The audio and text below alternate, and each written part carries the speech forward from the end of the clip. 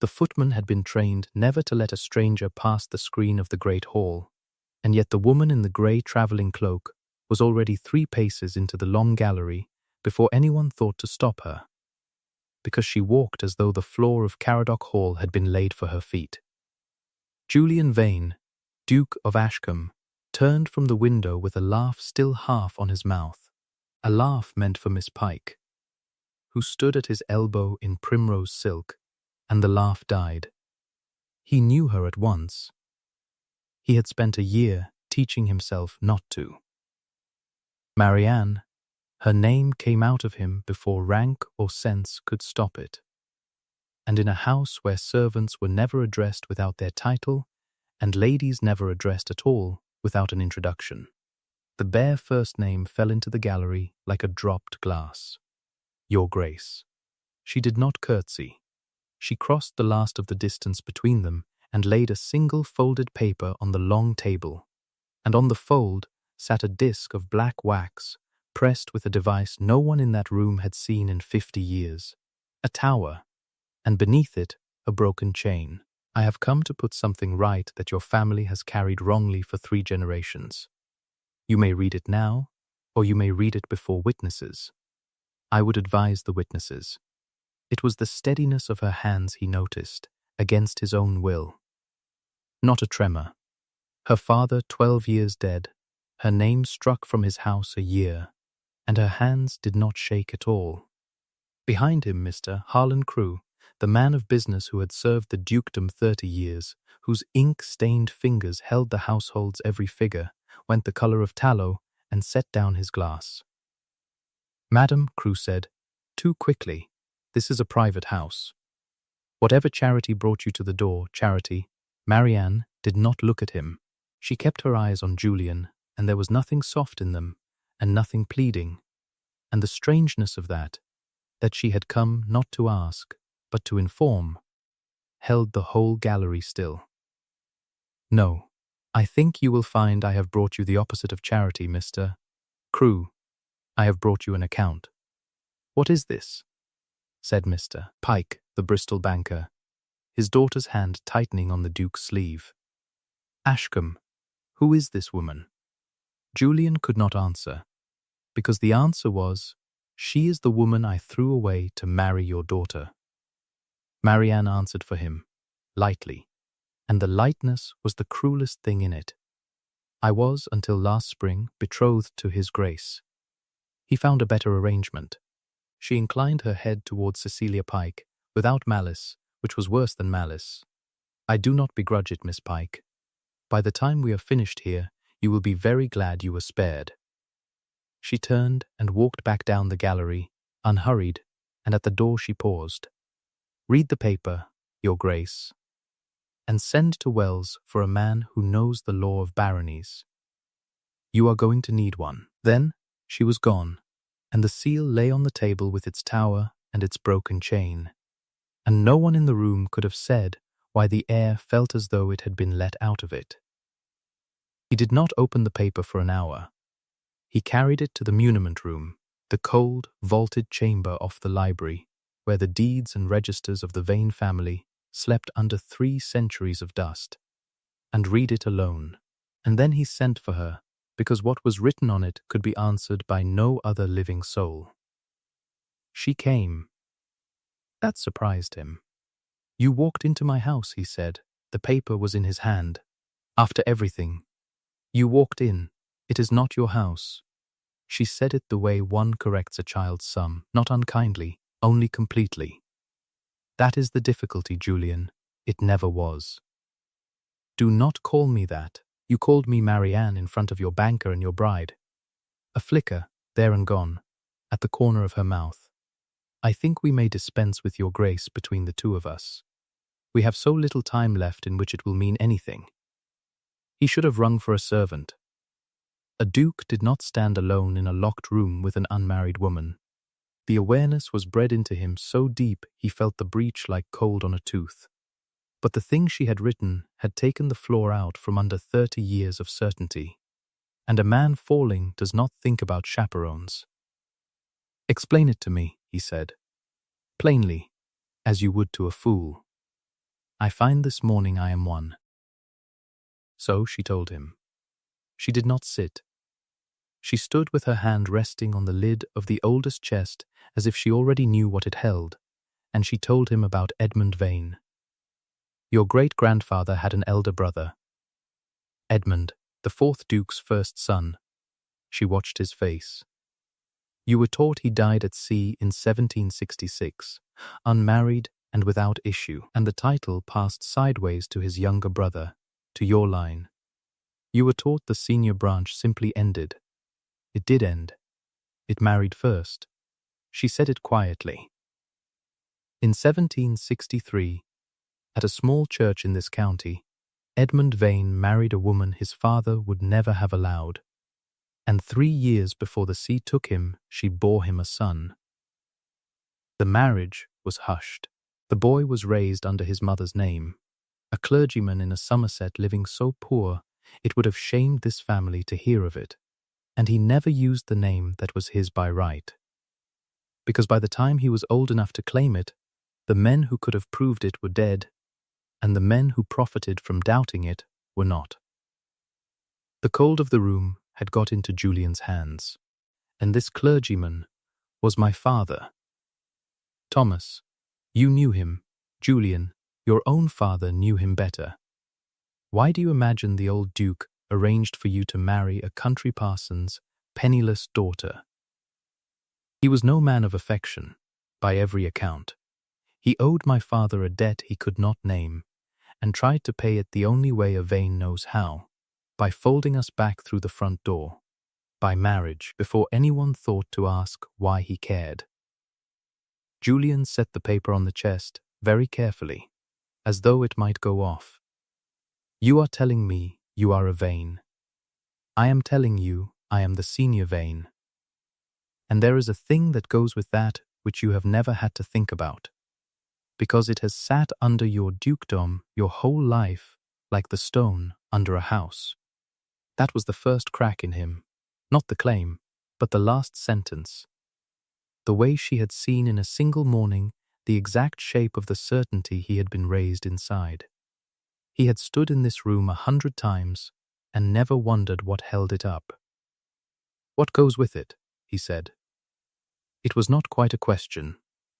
She only looked at him and let him want the answer, and did not give it. The door opened then on the tap of an ebony cane, and Lady Augusta Vane, his great-aunt, 80 if she was a day, who had buried 3 dukes and feared none of them, came in without being asked. "Edmund's girl," the old woman said, looking at Marianne with eyes gone bright and terrible. "Good God, you have his hands." She lowered herself into the one chair without leave. "Julian, ring for wine and stop gaping. There are things in this room older than your right to stand in it, and I am the only one left alive who was told them. Sit down, both of you. I have waited 50 years to say this out loud." He did not believe her. He told himself he did not believe her for 3 days, which was as long as it took for the dinner. It was Crewe who pressed for the dinner, who arranged that the Pikes should stay, the neighbourhood be invited, the betrothal to Miss Cecilia Pike celebrated loudly and at once before, as he put it, this unfortunate person and her fantasy can do the family's credit further harm. Julian let him, because part of him still wanted badly for it to be a fantasy. Marianne came. Of course she came. Lady Augusta had her brought in the family carriage and seated at the table's foot as though daring the county to object, and the county did not dare, because the dowager's stare could strip paint. It was over the second course that Crewe made his move. He rose, glass in hand, the picture of a faithful old servant grieved past silence. "Your Grace, honoured guests, I had hoped to spare this table an unpleasantness, but I find I cannot eat beside a slander and hold my tongue." He turned to Marianne, and his voice was gentle, which was how Julian first understood that the man was dangerous. "Miss Hartley has produced a paper claiming descent from a son of this house, a son who died, Every record agrees. Unmarried and childless, 51 years ago. I have served this estate 30 years. I have read every register, every settlement, every page. There was no marriage. There was no child. There is a poor woman, lately jilted. Forgive me, the table knows it. I will not pretend. Who has reached for a story to mend her pride. I pity her. But I will not see this family bled by a forgery. It was beautifully done. Half the table looked at Marianne the way people look at a beggar who has overreached.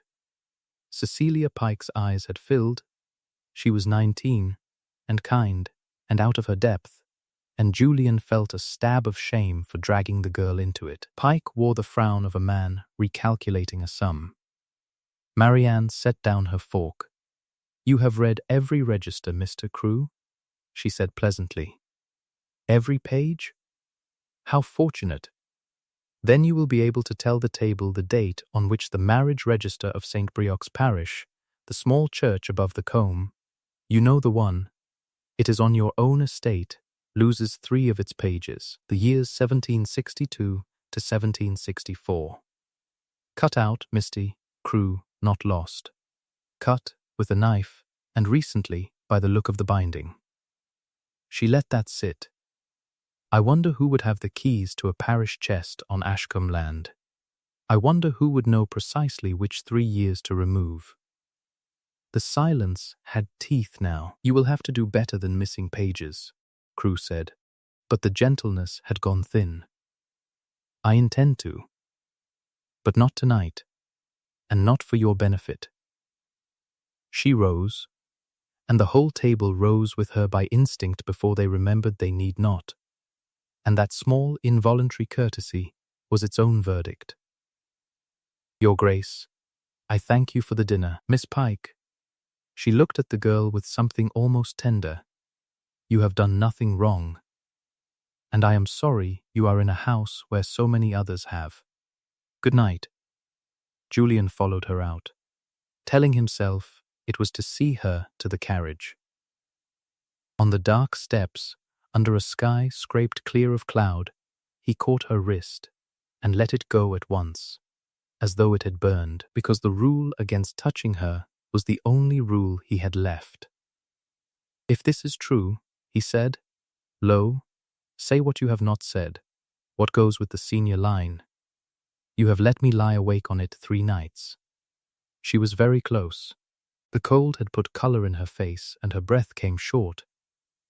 And so, he realized, did his, and the rule that they could not touch made the bare foot of air between them feel like a held note that had to break. "Not yet," she whispered. And then, almost gently, almost as the old kindness between them had been before he killed it, "When I tell you, Julian, you will not sleep at all." She got into the carriage. He stood on the steps a long time after the wheels had gone. He found out 2 days later, and she was right. He did not sleep.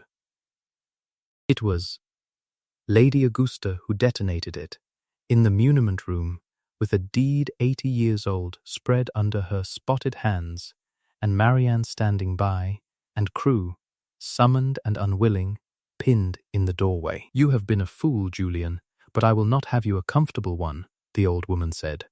"So attend." The dukedom of Ashcombe was made in 1703. A young title, as titles go. It descends, as all such honours do, to heirs male. Which is why it came to your line when Edmund's branch was thought to fail, and why it stays with you now, whatever this girl proves, because she is a woman and cannot hold it. You may keep your strawberry leaves. Be glad of them. They are about to be all you have. Aunt. Under the dukedom, Lady Augusta went on, relentless, tapping the deed, and a great deal older than it sits the barony of Caradoc, created by the king's writ in 1322. And a barony by writ, nephew, does not care whether its heir wears breeches or skirts. It descends to the heir general, the eldest blood, man or woman, in unbroken line. For 500 years this family held the barony and the dukedom in one hand and never asked which hand was older. This hall is not the duke's seat, it is the baron's. The 18,000 a year is entailed to follow the barony, and always has been. She lifted her terrible bright eyes to Julian's white face. Edmund was the elder son. His blood is the senior blood, and his blood is standing in this room, and it is not yours. The room tilted. Julian put his hand flat on the cold stone of the chest to keep the floor where it was. Then, everything, he began, and could not finish. Everything you sold her for, Marianne said quietly, and there it was, the thing she had carried 3 nights like a coal in her bare hand. The estate. The income. This house, the name your banker is so eager to marry his daughter into. None of it was ever yours to trade. You kept your dukedom and lost the ground it stands on the day my grandfather was born. And the man who made very sure you would not know it, she turned, full-on Crewe, is the man who has had the run of those accounts for 30 years and cannot afford to have them opened by a court. Crewe's face had stopped pretending anything at all. You can prove none of it, he said. I can prove the marriage, and the marriage proves the rest. Everything turns on 3 cut pages. Missed, Crewe. The only question left is which of us reaches them first. She walked past him to the door, and Julian moved without deciding to, and for one moment they stood near enough in the dim that he could see she was not as composed as she made the world believe, that under the steadiness her pulse beat hard at her throat, that this had always cost her. And the wanting to close the distance and the prohibition against it filled the doorway until neither could move through it. Her eyes went to his mouth. His to hers. Lady Augusta's cane rapped the floor like a pistol shot. The 2 of you, the old woman said dryly, are going to have to learn to do that somewhere other than the deeds chest. Out, both of you. The dead can keep their secrets one more night. He came to her the next morning at the inn, properly, this time, with his aunt's companion for a chaperone left pointedly in the parlour, and his hat in his hands like a boy. I have dismissed Crewe, he said. Not that it mends anything. He had 30 years' start on me. He turned the hat. Marianne, I have to ask you a thing, and I have no right to ask it. So I will ask it badly. Why did you not simply ruin me?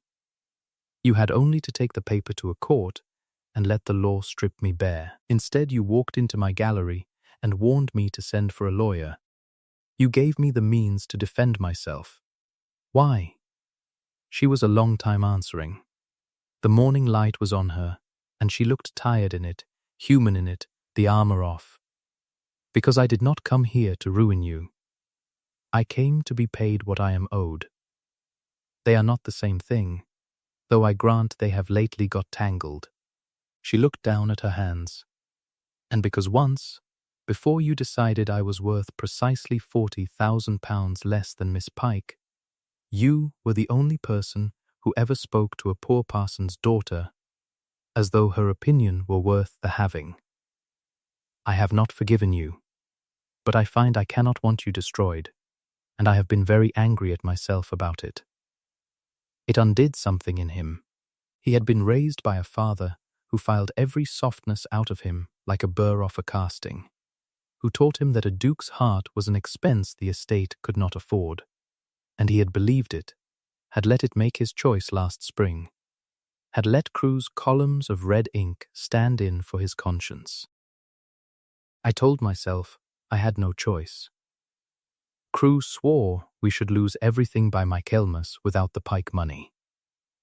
I told myself a duke marries where the estate is saved, not where he wishes, and that you of all people would understand a hard necessity.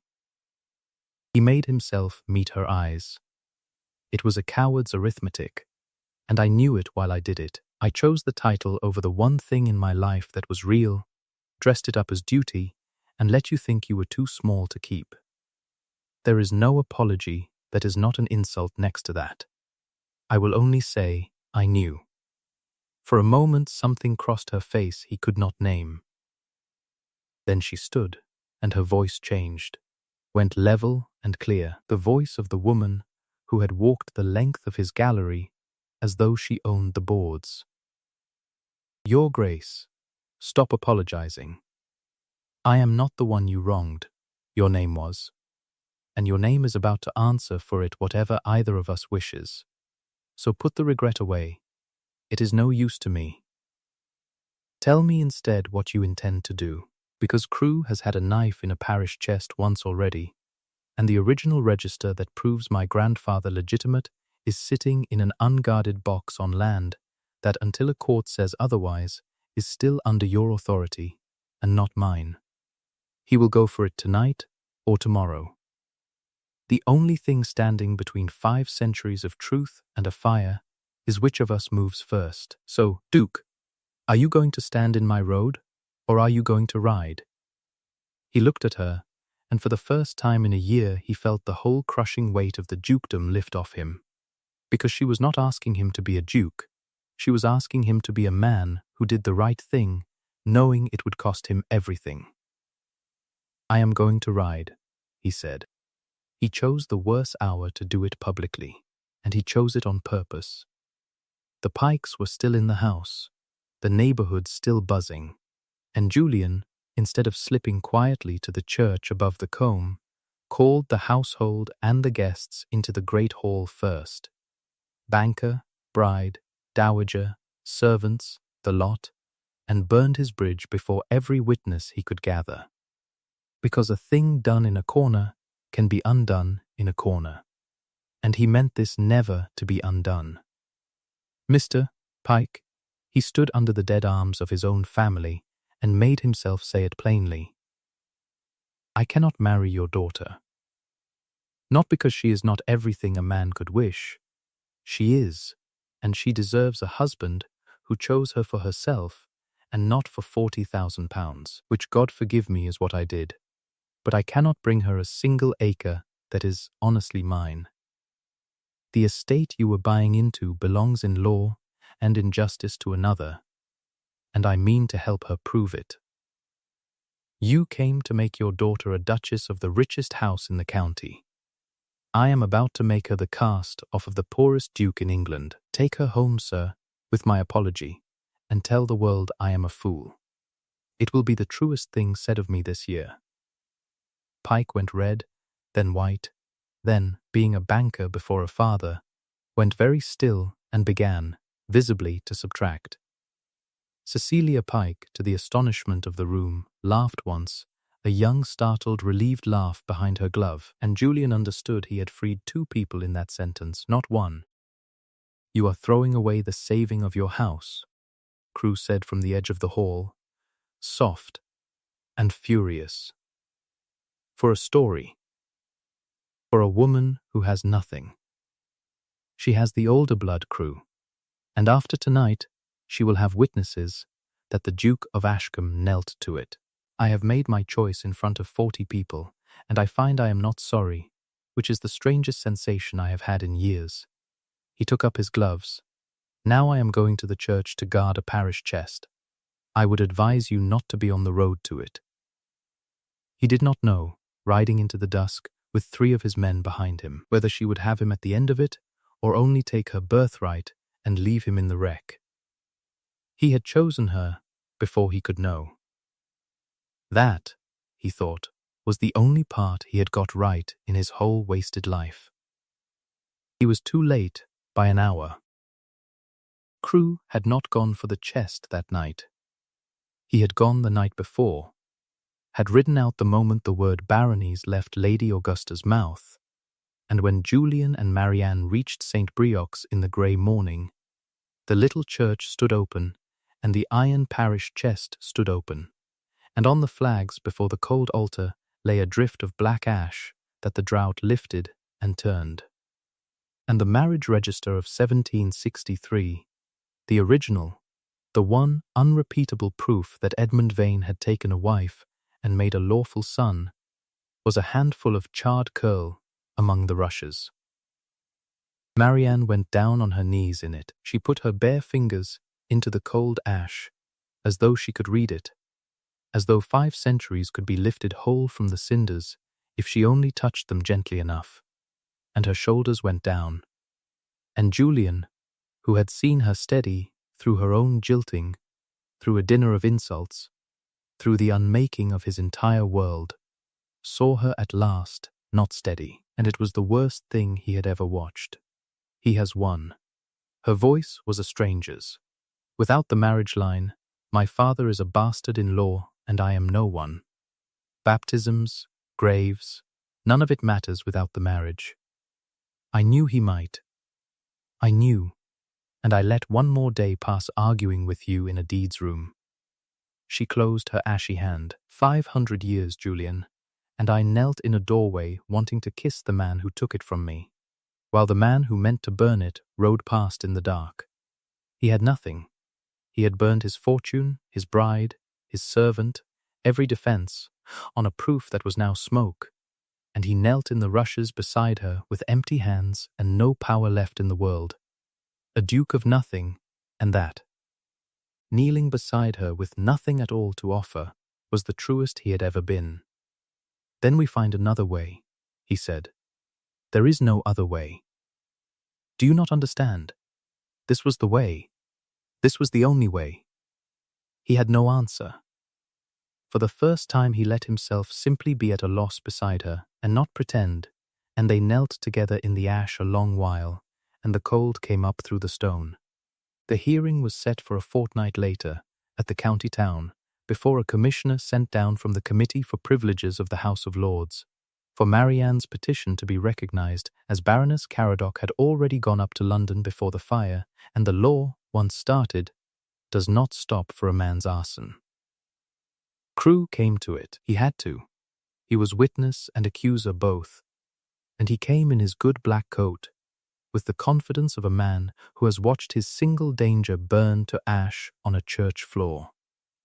He testified, smoothly, at length, that he had served the estate 30 years and knew of no marriage, that the Hartley claim rested on a register no living person had ever seen, that the petitioner could produce baptisms and graves and family talk, but not the one document the law required, the proof of the marriage itself, and that without it the chain broke and the claim was nothing. He was sorry for the woman. He was sorrier for the family's good name. He sat down certain. The commissioner turned to Marianne. Madam, the estate's man of business is correct on the law. Baptism does not prove legitimacy. Marriage does. Can you produce evidence of the marriage of Edmund Vane? Julian could not breathe. He had spent a fortnight and the last of his credit hunting another path and found none. He had nothing left to give her. He could only watch. Marianne stood. She had her composure back. Had it back, he would realize later, since the second morning after the fire, and had let no one see why. I cannot produce the parish register, sir, she said. It was cut, and then it was burned, on Ashcombe land, by a man with the keys. His Grace and I found the ashes. She paused. But Mr. Crewe has made one error in 30 careful years, and it is the error of a man who knows parish chests and does not trouble himself with cathedrals. She drew a paper from her glove. Not the folded memorial of that first morning, a fresh sheet, heavy, and on it a great pendant seal in red, and the device beside the seal was a mitre. By the law of this realm, Marianne said, and her clear voice carried to the back of the cold-panelled room, every parish in the kingdom must each year copy its registers and send the copy to its bishop. The bishop's transcript, a second record, kept 50 miles from any parish chest. In the diocesan registry at Wells, behind a door Mr. Crewe has never held a key to in his life. She laid the paper before the commissioner. This is the certified transcript of the Register of St. Briox for the year 1763, sent to the Bishop of Bath and Wells in the spring of 1764, and never since disturbed. It records the marriage of Edmund Vane, gentleman of this county. I obtained it 11 days ago, the morning after I found my grandfather's marriage burning on the altar where it was made. Mr. Crewe burned the copy he could reach. He did not know there has been a second safe and waiting for 53 years. She turned and looked at Crewe, and her voice did not rise. It did not need to. You should have read every register, Mr. Crewe. You only read the ones on your own land. The room came apart. Crewe was on his feet, then the commissioner's clerk was on his feet, and the words forgery and embezzlement and the King's Bench were in the air.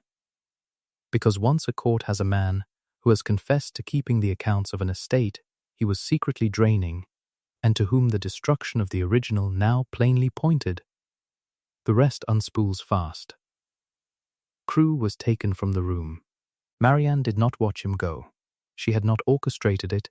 She had only laid one true paper on a table and let the truth do to him what he had spent 30 years doing to the truth.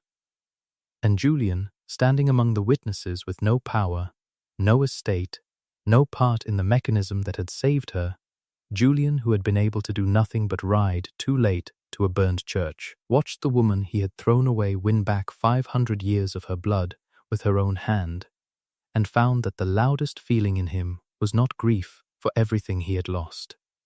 It was pride in her, so fierce it stopped his breath. The commissioner adjudged the barony of Caradoc, and the entailed estate that followed it, to Marianne, Baroness Caradoc, in her own right. She found him afterward in the empty stone passage outside the hall, where he had gone because he did not think he had any right to be in the room while she received what he had spent his life standing on top of without knowing. "It is done," she said. "I have everything. You have a title and a heap of debts, and not 1 acre to your name." She studied him. "Crewe thought that would break you. The whole county thinks it ought to. You look, Julian, like a man who has just set something heavy down." "I have," he said. He could not stop looking at her. "Marianne, I have nothing to offer you. That is not modesty. It is an inventory. The estate is yours. The income is yours. I came here a duke, and I am leaving the poorest man in the shire, and I find I am only afraid of one thing in the whole of it, and it is not the poverty." "What are you afraid of?" "That now you have collected everything I owed you," he said, "you will be right to walk away from the man who made you come and collect it. And that you would be right is the part I cannot bear." She was quiet. Then she took one step and another, and closed the foot of air that had stood between them in every doorway for a fortnight. Closed it herself, deliberately, the way she did everything, and put her ash-remembering hand flat against his chest. "You broke a betrothal for £40,000, she said, "and then you broke your fortune in half, in front of 40 people, for a woman who had no proof and one chance. Before you knew she had a second copy hidden at Wells. Before you knew she would win. Before you knew she would have you. You rode to guard a chest you had every reason to let burn." Her voice was not quite steady now either, and she let him see it. "A man who chooses you when you are worth nothing is the only kind of choosing I will ever trust again. You did it backwards, Julian. You did it a year too late, and at the price of breaking my heart first. But you did it when it could only cost you and never pay you. So no, I am not going to walk away." He kissed her then, or she kissed him. Afterward neither could honestly say, and they argued about it pleasantly for the rest of their lives, and it was nothing like the careful, rule-bound foot of distance they had been drowning in for a fortnight. It was the breaking of a held note. The letting out of a breath held a year. And the cold stone passage of the county courthouse was, of all the unlikely places in England, where the Duke of Ashcombe finally came home. They were married in the spring, at St. Breock's above the Combe, in the same small church where Edmund Vane had married in secret 54 years before. Openly this time, the doors flung wide, the parish chest mended, and a new register begun in it in a fresh clerk's hand. Caradoc Hall belonged to her now, every stone and acre of it, and she ruled it as her grandmother's grandmother might have, with a steadiness the household came to lean on, and the strawberry leaf coronet was his and worth, in pounds, almost nothing, and they found between them that this suited them exactly, for she had spent her life owning nothing, and he had spent his owning everything, and somewhere in the middle they met as equals at last. Harlan Crewe was tried at the next assizes for the embezzlement his 30 careful columns had finally betrayed, and transported for it, and died. The report came back 2 years on, somewhere very hot and very far from any parish chest, and Marianne, hearing it, only nodded once, and went on with the morning's letters, for she had stopped giving him room in her thoughts the day she laid the bishop's transcript on the table. On a bright morning a year into the marriage, Julian found her at the long table in the gallery where she had first walked in as a stranger. And she was sealing a letter to Cecilia Pike, now happily and lovingly wed to a Bristol shipowner of her own choosing, who wrote to the Baroness Caradoc faithfully, and signed herself your most grateful friend. Marianne pressed the wax with the old signet, the tower and the broken chain, the ring her father had carried in poverty all his life and never once dared to use, and Julian watched the device come up clean and dark in the wax, and thought of the morning a year before, when that same seal had landed on his table like a sentence. "The chain is broken on the seal," he said. "I never asked you. Why a broken chain?" She smiled without looking up. Edmund had it cut into the ring the year he was disinherited. A broken chain, a line cut off. She lifted the letter and blew gently on the wax. "I have always meant to have it recut whole, but I think I shall leave it." She looked at him then, and the morning light was on her, and her hands, he noticed, as he would notice every day for the rest of his life, did not shake at all. It is mended where it matters. Let the ring remember how near it came to staying broken. We of all people ought not to forget. She sealed the letter, and the broken chain pressed whole into the wax, and the gallery floor, laid, after all, for her feet, held them both up easily, as it had been waiting 500 years to do.